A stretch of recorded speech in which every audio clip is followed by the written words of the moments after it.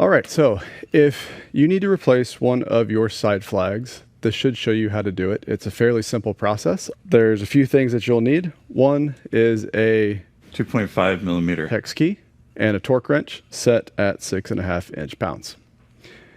To remove the side flag, it's simply 2 mounting screws. I've already pre-assembled or disassembled this one just for the sake of the video. But if you're starting from scratch, there's 2 mounting screws here. You'll remove both of those, and then the entire assembly should lift out.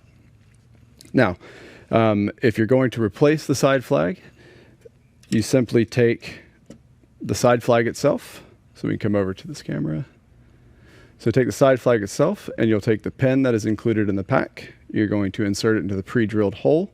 Now you're going to take this entire assembly, and you're going to drop it into the recess of plate.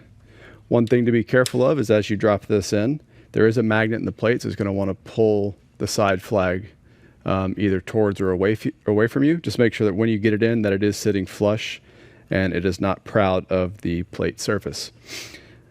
To install the screws, set your torque wrench at 6.5 inch-pounds, and then simply thread those into the pre-tapped holes. So 1,